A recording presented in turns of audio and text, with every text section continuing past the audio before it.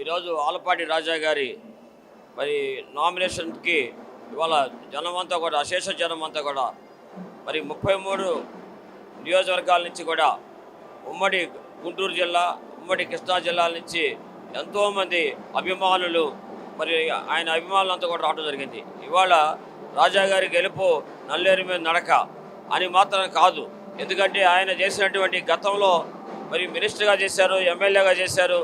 ఎంతోమంది ప్రజల కోసం నిరంతరం మరి పార్టీ కష్టాల్లోనూ పనిచేశారు, పార్టీ కష్టాలు లేనప్పుడు చేశారు, అధికారం ఉన్నా కూడా లేకపోయినా పనిచేసినటువంటి ఒక గొప్ప వ్యక్తి ఈయన.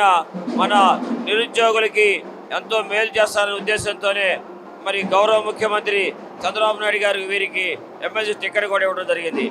అంటే ఆయన నిరంతరం ప్రజల కోసం కష్టపడేటువంటి వ్యక్తి. ఇవాళ మనందరూ తెలుసు, ఆంధ్రప్రదేశ్లో నిరుద్యోగ సమస్య చాలా ఎక్కువగా ఉంది. అందుకని వీనికి మరి ఇంజనీరింగ్ కాలేజీలు కూడా ఉన్నాయి. పిల్లల యొక్క భవిష్యత్తు గురించి కూడా వారికి తెలుసు. కాబట్టి ఆయన మంచిగా కార్యక్రమాలు చేస్తారని, ఆయన విద్యార్థులందరికీ రాబోయే కాలంలో పట్టభద్రులందరికీ కూడా మరి ఎంతో మేలు చేస్తారనే ఉద్దేశంతోనే ఇవాళ అందరూ కూడా మరి వేలాది మందిగా తరలి వచ్చి ఇవాళ ఈ నామినేషన్ వేస్తున్నాం. రేపు జరగబోయేటువంటి 27వ తారీఖు జరగబోయే ఎన్నికల్లో ఎవరైతే ఓటు ఉందో వారందరూ కూడా ఓటును ఉపయోగించుకోవాలని చెప్పేసి మన టీవీ ద్వారా అందరికి కూడా తెలియజేసుకుంటా ఉన్నాం. జై హింద్, జై జన్మభూమి. నా పేరు శ్రీహర్ అండి. నేను ఒక ఇంజనీరింగ్ కాలేజీలో ప్రొఫెసర్గా పనిచేస్తున్నాను. నేను 1982 నుంచి రాజకీయాలని ప్రత్యక్షంగా చూస్తూ ఉన్నాను. గత 5 సంవత్సరాల పరిపాలన భారతదేశంలో ఏ రాజకీయ నాయకుడు చేయనటువంటి విధ్వంసం చేయటం జరిగింది. రాష్ట్రాన్ని అన్ని వ్యవస్థలను భ్రష్టుపరచడం జరిగింది. అదృష్టవశాత్తు గత ఎన్నికల్లో ప్రజలందరూ తెలుగుదేశం పార్టీని గెలిపించడం జరిగింది. శ్రీ నారా చంద్రబాబు నాయుడు గారి నాయకత్వంలో, శ్రీ నారా లోకేష్ గారి నాయకత్వంలో అందరం కూడా విద్యా వ్యవస్థను బాగు చేయాల్సిన అవసరం ఉంది. విద్యా వ్యవస్థను బాగు చేయాలంటే ఒక విద్యాధికుడు, అలాగే విద్యా సంస్థల అధిపతి అయినటువంటి శ్రీ ఆలపాటి రాజేంద్ర ప్రసాద్ గారు లాంటి వ్యక్తిని మనం అత్యంత మెజారిటీతో గెలిపించవలసిన అవసరం ఎంతైనా ఉంది. నాకు తెలిసినంత వరకు గత 5 సంవత్సరాల పరిపాలనలో విద్యా వ్యవస్థ పూర్తిగా నాశనమైందనే మేము భావిస్తూ ఉన్నాము.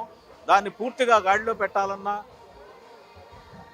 నిరక్షరాస్యులందరికీ కూడా విద్యను అందించాలన్నా, నిరుద్యోగులందరికీ కూడా మంచి ఉద్యోగ అవకాశాలు కల్పించాలన్నా శ్రీ ఆలపాటి రాజేంద్ర ప్రసాద్ గారు లాంటి వ్యక్తిని మనం అత్యంత మెజారిటీతో గెలిపించుకొని మనము అట్లాగే శాసన మండలిలో మంచి పదవిలో ఉండి అందరికీ ఉపయోగపడేలా చేయాలి అంటే మనమందరం కూడా మంచి మెజారిటీతో గెలిపించాలని చెప్పేసి నేను ప్రజలందరినీ కోరుకుంటున్నాను.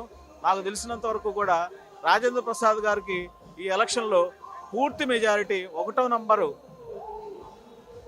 మొదటి ప్రాధాన్యత ఓటుతోనే ఆయన అత్యధిక మెజారిటీతో గెలుస్తారని ఖచ్చితంగా నేను నమ్ముతున్నాను, ఆశిస్తున్నాను. Thank you. రాజేంద్ర ప్రసాద్ గారికి ఓటు వేసిన అవసరం ఎంతైనా ఉంది. ఎందుకంటే ఆయన మొట్టమొదటిగా ఆయన మంచి విద్యాధికుడు, రెండో పాయింట్ ఆయన విద్యా సంస్థలకు అధిపతి కాబట్టి ఆయనకి నిరుద్యోగుల యొక్క సాధక బాధకాలు అందరికీ ఏం చేయాలనేటటువంటి విషయం పూర్తిగా తెలుసు కాబట్టి, అవగాహన ఉంది కాబట్టి అలాంటి వ్యక్తిని మనం ఎన్నుకున్నట్లయితే మనందరికీ కూడా, నిరుద్యోగులందరికీ కూడా మంచి అవకాశాలు లభిస్తాయని ఆశిస్తున్నాను.